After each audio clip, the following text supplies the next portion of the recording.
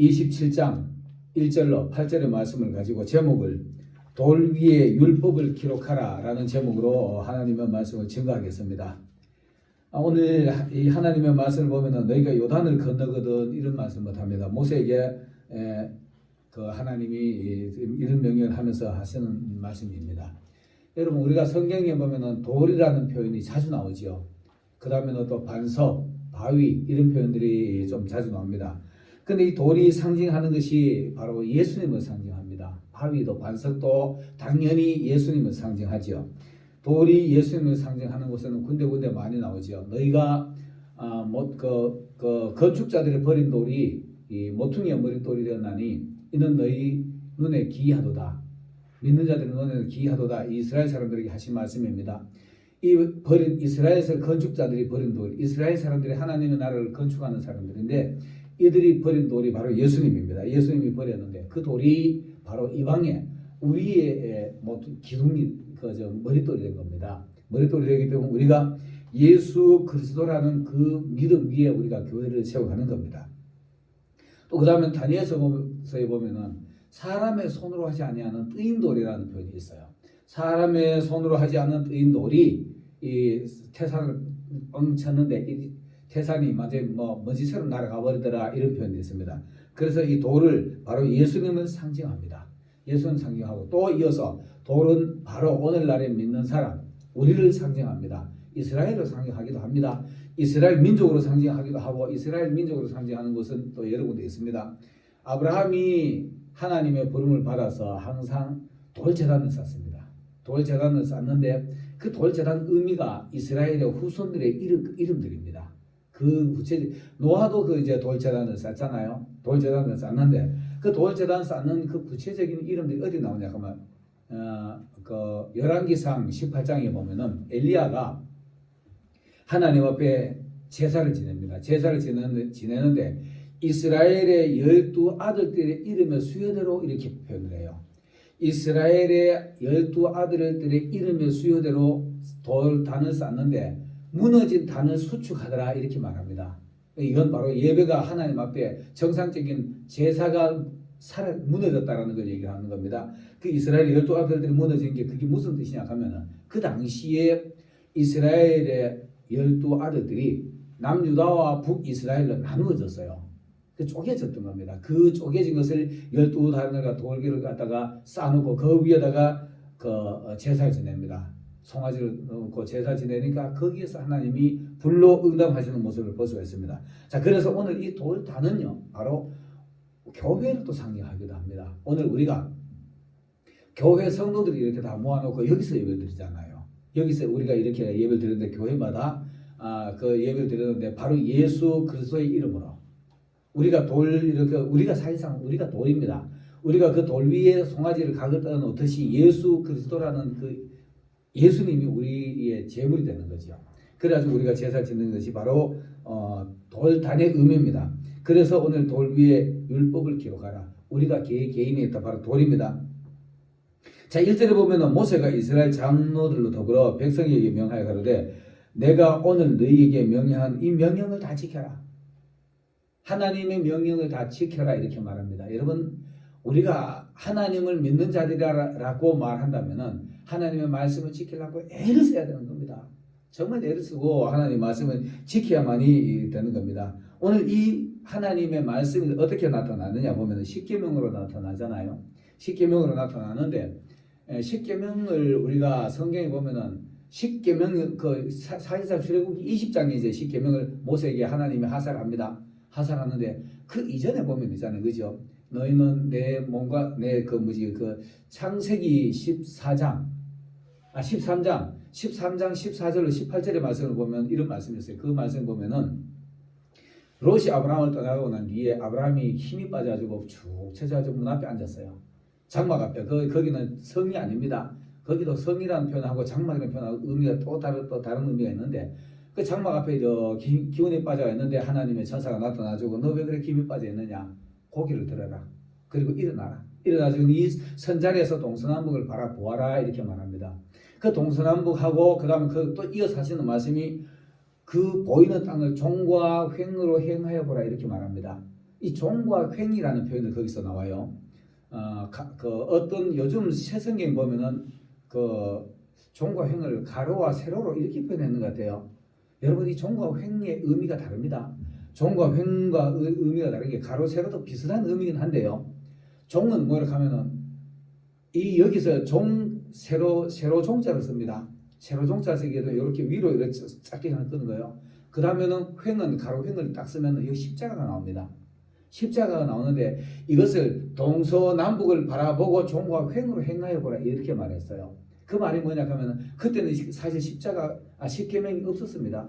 없었는데 그 말의 의미는 뭐냐 하면은 세로 위로는 하나님을 열심히 사랑해 봐라.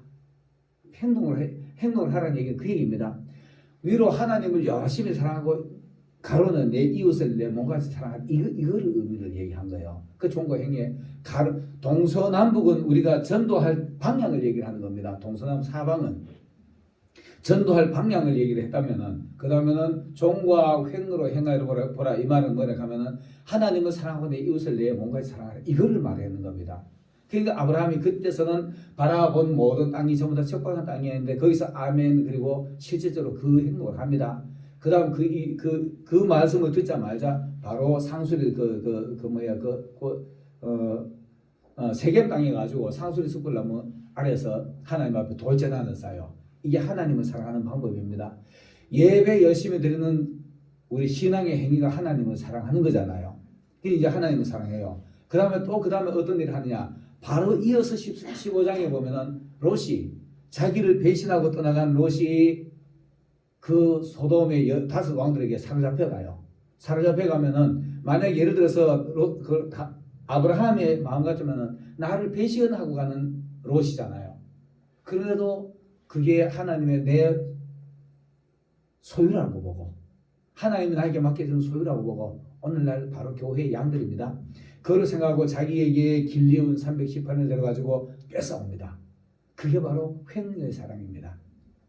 원수를 사랑하는 거잖아요. 미운 사람을 사랑하는 건데 이것을 얘기하는 겁니다. 그래서 하나님의 명령은 있잖아요. 하나님을 열심히 사랑하고 내 이웃을 사랑하는 겁니다. 그것을 지켜 행하라 이렇게 말하는 겁니다. 1절의 말씀이 그런 의미입니다. 자, 그러면은 오늘 2절의 말씀 한번 보겠습니다. 너희가 요단을 건너 내 하나님 여호와께서 내게 주시는 땅에 들어가는 날. 우리가 여기 보면은 가나안, 요단을 건너면은 가나안이잖아요. 강 건너 온 사람이라는 뜻이 히브리 사람이라는 뜻입니다. 강 건너 온 사람이라는 뜻이 히브리라는 사람인데 우리도 강을 이렇게 건너야 됩니다. 아주 세상하고 단절을 하려고 하면 강을 하나씩 건너야 돼요. 강을 하나씩 건너야 되는데 오늘 내가 너희에게 명령한 너희가 건너는 요단을 건너 다시 하나님 명령 다시 건너왔지만 다시 거기로 다시 찾아가는 겁니다. 찾아가는 건데 거기 건너가서 여호와께서 내게 주시는 땅 가나안이잖아요. 가나안인데 많은 목회자들이 가나안을 천국으로 설명을 합니다. 천국으로 설명해도 무리가 없어요. 천국으로 설명할 수 있습니다. 그러나 엄밀하게 말하면은요, 엄밀하게 더 자세하게 말하면은 신앙의 연장선입니다. 신앙의 연장선인데 뭐냐 하면은 세상 살던 사람들이 신앙으로 들어오는 것을 말하는 거예요. 그냥 내가 세상을 살아가다가 세상으로 들어오는 것이 이게 바로 요단을 건너는 겁니다. 요단을 건너는 건데 그냥 처음에는 하나님의 말씀을 부지런히 듣다가 신앙이 알고 난 뒤에 신앙생활의 정인직으로 들어갈 때 그게 바로 신앙생활 처음에 건너는 거는 홍해를 건너는 건데 홍해를 건너는 거는 고린도전서 10장 1절인가 보면은 너희가 모세를 통하여서 홍해에서 물과 구름 아래서 세례를 받았다 이렇게 말합니다. 그거는 바로 물세를 얘기합니다. 그리고 요단을 건넌다라는 것은 있잖아요. 세상과 완전히 단절을 얘기하는 겁니다. 완전히 단절을 얘기하는 건데 이거는 사실상 성령세를 얘기하는 겁니다. 실질적으로 내 안에 성령이 내주하는 사람이라면은 내 마음에 천국이 이루어지지요. 이게 요단을 건넌 사람들의 모습입니다. 애굽 생활하다가 요단을 건넌 사람은 바로 내 안에 성령이 내주하게 되면은 모든 것에 초월적인 신앙생활을 할 수 있는 사람이 바로 그런 사람들의 모습입니다. 그런 사람들의 모습인데 너희가 하나님을 따라서 모세를 따라서 요단을 건너면은 그게 바로 하나님 주신 땅인데 거기에 들어가는 날에는 큰 돌을 하나 세워라. 큰 돌을 하나 세워가지고 거기다 석회를 발라라 이렇게 말합니다. 여러분 한번 봐보세요. 우리가 신앙으로 교회 처음에 와가지고 교육으로 듣고 설교 말씀 듣고 예수 믿으면 나도 천국 갈 수 있구나. 이거 믿는 것이 이거 믿고 난 뒤에 그 다음에는 요단을 거는 세상과 완전 단절한 생활. 옛날 내 모습이 아니죠. 우리가 그렇다고 세상 살지 말라는 얘기는 아닙니다. 세상과 우리가 같이 어울려 살아야 돼요. 그러나 세상 사람들과 같이 살면 안 돼요. 구별된 생활을 해야 되는 겁니다. 구별된 생활을 하는 것이 바로 요단강을 건너서 하나님이 주시는 땅에 들어가는 겁니다. 거기는 적과 꿀이는 땅이죠. 내 마음에 기쁨이 넘치고 뭐든지 풍요로운 없어도 풍요로운 거. 이게 바로 신앙의 모습입니다. 이게 바로 그런 건데 그때 큰 돌을 하나 세워가지고 증거를 세워라. 석회를 발라가지고 증거를 세워라.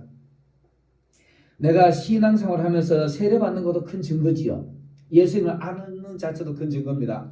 그런데 내 안에 성령이 내주해가지고 그 다음부터 자유로운 생활, 어디에도 얽매이지 않고 환경에도 얽매이지 않고 물질에도 얽매이지 않고 어떤 데서도 얽매이지 않는 이런 삶이 참다운 자유로운 삶인데 이게 바로 가나안 생활하는 모습입니다.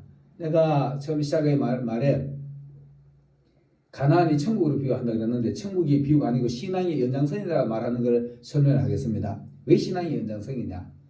우리가 아는 대로 천국은 가면은 눈물도 없고 한숨도 없고 거기는 온전한 기쁨만 있는 곳입니다.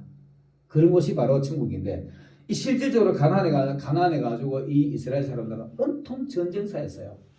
온통 전쟁사이기 때문에 신앙이 연장선이라 말하는 겁니다. 왜 그러냐? 우리가 세상에 살 때는 세상에 애굽 사람들하고 어우러가지고 세상 사람들하고 어우러져 살았지만 가나안 땅 요단을 하나 건너가지고 가나안 땅에 들어가면 정상적인 신앙생활을 해야지요. 거기는 영적 전쟁하는 곳이에요. 사단의 세력들과 우리 영적 전쟁하는 것이 바로 가나안입니다. 거기 가지고 전쟁해가지고 항상 이기게 됩니다. 이기게 되는데 사사기에 보면 늘 이기지 못합니다. 이기지 못하고 다 하나같이 다 못 몰아내요. 못 몰아내고 다 넘겨놨습니다. 그것이 나중에 우리의 올무가 되고 우리 눈을 찌르는 옆구리 가시가 되고 이렇게 되는 겁니다.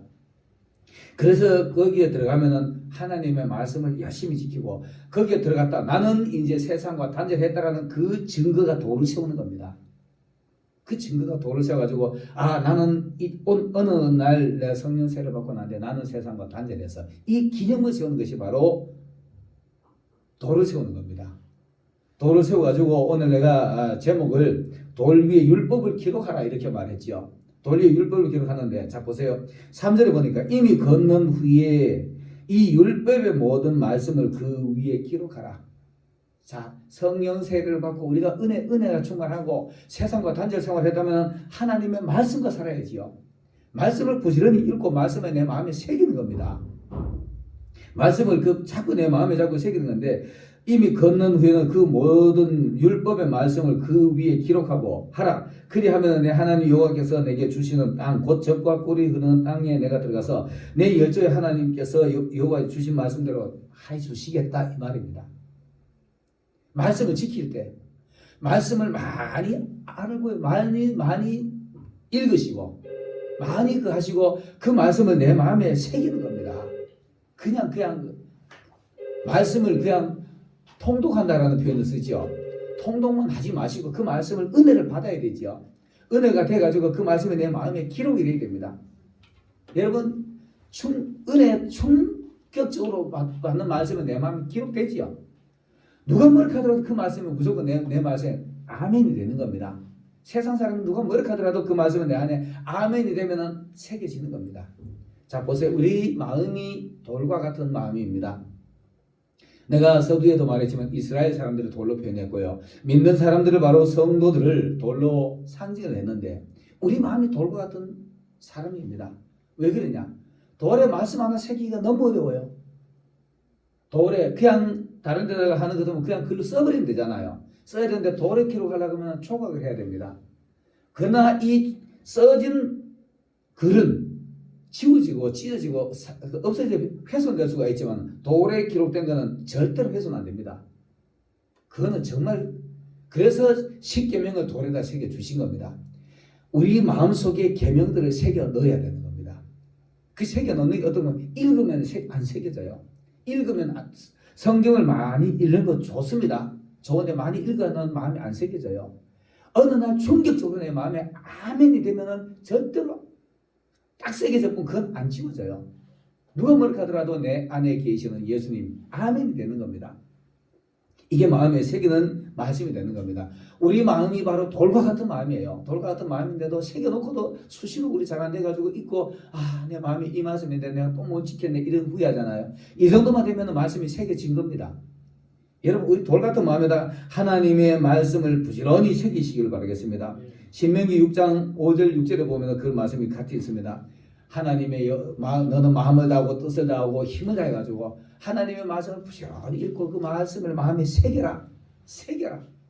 그냥 성경을 읽는 거하고 새기는 거하고 다릅니다.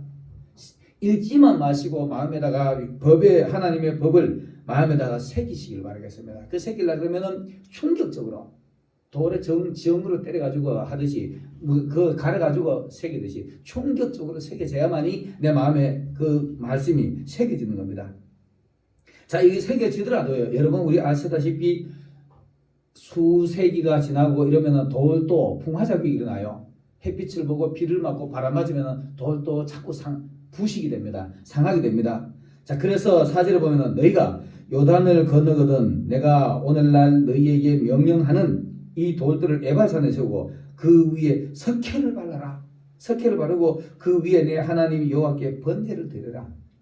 여러분, 석회는 어떠냐 하면 석회는 그 석회를 바르고 나면 이 석회는 잘하니까 금방 산소하고 부딪혀 버리면 딱 굳어버려요. 굳어버리기 때문에 산화가 잘 안 됩니다. 부식이 잘 안 되기 때문에 여러분 하나님의 말씀을 마음에 새기면은 사단이 와주고 풍화작용에서 부식이 되게 하는 것처럼 사단에 와주고 바람이 사실 성령이기도 하고요. 사단이기도 합니다. 하나님의 성령이 바람이라 그럽니다. 근데 욥기에 보면은 바람이 와주고 막 집을 막 무너뜨리고 하는 이건 사단의 바람이에요. 이런 바람에 부식되지 마시고 흐려지지 마시고 흐려지기 전에 석회를 발라가지고 변질되지 않도록 꽉 새겨 놓으시길 바라겠습니다. 이게 바로 변질되지 않는 겁니다.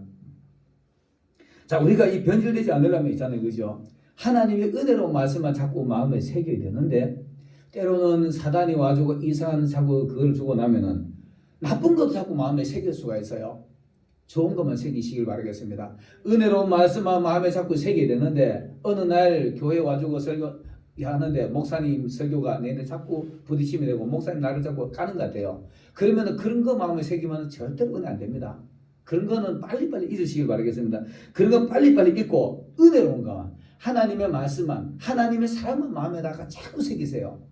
사랑만 새겨야 되지 은혜롭지 못한 거 자꾸 새겨놓으면 그게 쌓이고 나면 나중에 뭐 사단의 사람이 되어버려요. 하나님의 은혜로운 것만 좋은 것만 자꾸 새겨놔야 되는 겁니다. 은혜로운 것만 새겨놔야만이 그리고 그거를 절대로 부식되지 않도록 석회까지 발라가면서라도 성령으로 다 기름 처리해가지고 절대로 지워지지 않도록 해놔야 되지 좋지 않은 것만 자꾸 기억하고 가면은 이건 나중에 고마 이상해집니다. 하나님의 말씀은 고마 자꾸 사라지고 산화돼가지고 부식되어 버릴 수가 있어요. 그리고 그 위에다가 제사를 드리라. 자, 보세요. 우리가 믿음이 있잖아요. 믿음이 생기고 하나님의 말씀이 생기면 하나님의 말씀 하면 아버지 고마워요 하고 예수님 이름으로 예배드리는 것이 기도하는 것이 바로 그 위에 번제를 드리는 겁니다. 번제는 온전히 다 드리는 거잖아요. 완전히 전부 다 불로 태워가 드리는 건데 그게 바로 예수님의 제사가 번제라 그럽니다. 그런 제사를 우리가 예수님의 이름으로 자꾸 예배를 드리는 겁니다. 그리고 나면 이거든 것들이 사단이 틈타지 못하지요. 이런 예배를 드려야 됩니다. 자, 그 다음에는 5절에 보면은 이렇게 됩니다. 또 거기서 내 하나님이 여호와를 위하여 곧 돌단을 쌓되 그것에 철기를 대지 마라. 여러분, 돌단을 쌓는데 이제 우리 인위적으로 자꾸 돌을 다듬으면 안 됩니다. 세상에 전도대가 왔는 사람이 하나님의 말씀이 아닌 것 가지고 세상의 방법으로 자꾸 철기를 된다는 얘기는 있잖아요. 그죠? 인간의 인위적인 방법을 사용하는 겁니다. 세상 거 가져가서 다듬어가지고 하나님 앞에 갖다 드리면 드리고 나가는 있는 그대로 갖다 드리고 하나님 앞에 다듬어 주세요. 이래야 됩니다. 하나님의 말씀으로 다듬어야 돼요. 세상 방법으로 다듬으면 안 됩니다. 세상 방법으로 다듬으면 안 되고 자연석 그대로 원석을 그대로 가져와가지고 예수 그리스도의 은혜로 말씀으로 자꾸 그걸 다듬어 가지고 포장하고 보혈의 은총으로 포장하고 이렇게 해야 되는 겁니다. 그래야만이 그게 하나님 보실 때 아름다운 것이지. 내가 잘 다듬으면 저거 내가 인간 만들어서 이렇게 말할 거 아닙니까? 그럼 되겠습니까? 사람이 무거운데 사람을 만들어요. 하나님의 온전한 사람은 하나님이 만드시는 겁니다. 그래서 이거 자연에서 그대로 가져가지고 지가 미리 그 밖에서 막 세상 방법으로 세상 학문으로 따듬어 가져오면 그거 못 써요. 그래서 사도 바울이 세상 거 다 배설물처럼 버렸다 이렇게 말하는 겁니다. 자연에서 그대로 가져가지고 우리 있는 모습 그대로 가져와야 되는 겁니다. 그리고 그런 돌들을 자꾸 가져와가지고 이 전도입니다. 그런 돌들을 자연석을 그대로 가져와서 나놓고 하나님의 말씀을 하면은 말씀은 우리가 던지지만 목회자가 말씀을 던지지만은 주의 성령이 그들의 마음을 다듬기 시작합니다. 내 마음에 자꾸 충동이 오고 내 마음에 성령이 와주고 역사를 하게 되면은 예수님 내가 이거 아니지 이거 버려야지. 하나님의 말씀으로 보혈의 은총으로 자꾸 우리가 다듬어 가는 겁니다. 그런 돌들을 자꾸 여기다 쌓아야 되는 거 전도를 많이 해가 오너라 이런 얘기하는 겁니다. 세상 원석을 교회에다 자꾸 데려오는 것처럼 돌담 쌓는 것처럼 세상의 지 멋대로 지 기분으로 살아가는 사람들 많이 데려와주고 하나님 앞에 갖다 놓으면 그리고 우리는 하나님의 말씀을 자꾸 선포만 하면은 그들 속에서 우리 주의 성령께서 내주하셔서 그들 사람들 다듬어 가는 겁니다. 6절에 보면은 너는 다듬지 않는 돌로 내 하나님 여호와의 단을 쌓아라 이 말입니다. 6절에 보면 그 말씀입니다. 그 위에 내 하나님 여호와를 위하여 번제를 드라. 예수 그리스도를 그에게 자꾸 심어주는 거예요. 예수님의 이름으로 자꾸 예배를 드리는 겁니다. 예수님의 이름으로 자꾸 예배를 드리면은 그가 하나님의 사람으로 정말 아름다운 사람으로 자연 속에 있던 돌이라도 울퉁불퉁하지라도 예수님의 은총으로 말씀으로 보혈로 자꾸 감싸면은 다듬어지는 겁니다. 여러분 우리 갯밥이라는 얘기 아시죠? 바닷가에 갯밥이 처음에는 울퉁불퉁하게 생기면 파도가 수세 개를 거쳐가지고 계속 치다 보면은 그게 나중에 아름답게 다듬어져요. 그렇지 그렇게 하나님의 말씀으로 다듬어지는 겁니다. 자 7절에 보면은 또 화목제를 드리고 거기서 먹이며 내 하나님 여호와 앞에서 즐거워하라. 처음에 울퉁불퉁한 거 가져와주고 그거 옆에 가까이 하려면 만지기도 위험할 거예요. 날카로우니까. 맞잖아요. 자연에서 그대로 가져와서 잘못 만지다 보면 이거 상처나요. 온통 울퉁불퉁한 삐죽삐죽한 막 칼처럼 날카로우니까. 세상 사람들이 그래요. 세상 사람들이 교회에 처음 데려와 놓으면 전부 다 이렇게 날카롭습니다. 말하는 것마다 막 상처내려 그러고요. 교회 와서도 여러분 우리 지금 교회 예배 드리면은 세상 사람들이 얼마나 핍박한지 압니까? 저하고 아무 관계도 없는데 지금 이 정도 예배 드리는 것도 밖에서 조금만 신경 거슬리면 신고하고 이럽니다. 그런 사람들의 모습이에요. 그래서 그런 것들을 교회 데려올 수만 있으면 데려와주고 갖다 나누면은 자꾸 말씀을 던지면은 파도에 갯발과 다듬어지듯이 말씀에 그가 자꾸 다듬어지는 겁니다. 그게 성령의 역사거든요. 성령이 그 속에 가지고 역사하면은 다듬어지는 겁니다. 그래서 가져와주고 저거 내가 조금 말로 야단치가 다듬어야지 자꾸 이렇게 할 필요 없어요. 저도 이제 그 방법 쓰지 않으려고 가끔 가다가 내가 바른 말만 해주고 감정 섞어 넣지 않으려고 애를 써요. 감정 섞어 넣으면은 힘이 들어가잖아요. 이 철이 되는 거나 마찬가지입니다. 감정 섞으면 내가 자꾸 다듬으려고 하는 게 마찬가지예요. 그래서 사람들한테 좋은 야단을 치더라도 정말 지혜롭게 야단치는 방법이 있어요. 은혜롭게. 하나님의 말씀으로 지혜롭게 하는 것이 그게 바로 하나님의 그 방법인데 이런 방법이 인위적인 방법을 쓰지 않고 하나님의 말씀을 자꾸 하다 보면은 그이가 이 하나님의 사람을 자꾸 온전해지기 시작합니다. 자 그러면은 우리가 거기서 하나님 앞에 하나님 앞에 화목제 하나님하고 우리하고의 화목제 아버지 내 잘못된 거 용서해 주세요. 그 다음 이웃 간에 또 화목제를 지내는 거예요. 야 내가 지난번에 내 말에 실수했던 거 미안하다. 이게 화목제입니다. 화목제가 이루어지면은 즐거워하고 기뻐하는 거지. 실제로 보면은 또 화목제를 드리고 거기서 먹으며 여호와 앞에 하나님 앞에 즐거워하라. 뭘로 먹습니까? 재물을 먹는 거잖아요. 재물을 나눠 먹는 건데 하나님의 말씀을 우리가 은혜를 같이 나누어 먹고는 거기서 화해하고 하나님과도 우리가 화목하고 이웃과도 화목하면서 화목하면 즐거워지죠. 하나님의 말씀 나누는 게 기쁘죠. 이런 것이 바로 화목제입니다. 자 오늘 8절 말씀으로 결론을 한번 제가 보겠습니다.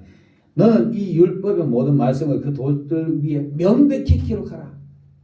어설프리하게 기록하지 마시고요. 돌에 가지고 석회를 글씨 써놓지 마시고 아주 파놓기를 바라겠습니다. 조각으로. 십계명이 그래서 돌에다가 이 하나님이 이 불로 글씨 써주는 겁니다. 불로 써주는 이 성령의 불로 꽉 새겨놓으면 이건 절대로 지워질 수가 없지요. 명백히 기록하시기를 바라겠습니다. 분명하게 기록하시기를 바라겠습니다. 그런 간증이 있어야만이 그게 지워지지 않습니다. 이런 것을 명백히 삼아놓으면 이게 있잖아요. 이게 증거가 돼요. 누가 뭐라 하더라도 나는 내 속에 새겨진 이 말씀, 예수 내 주, 하나님 내 아버지, 내가 잘못된 거 용서받는 거, 나는 천국 가는 거, 이거 확실하게 기록이 되면은요, 누가 뭐라 하더라도 지워질 수 없는 명백한 그런 기념돌이 되는 겁니다. 그래서 이 돌들 위에 모든 여기 오는 성도들, 또 우리 모두가 하나님의 말씀으로, 돌들 위에 우리 하나님의 말씀으로 율법을 자꾸 기록해 놓는 겁니다. 이런 기록해 놓은 여러분들이 되시기를 예수님으로 축원합니다.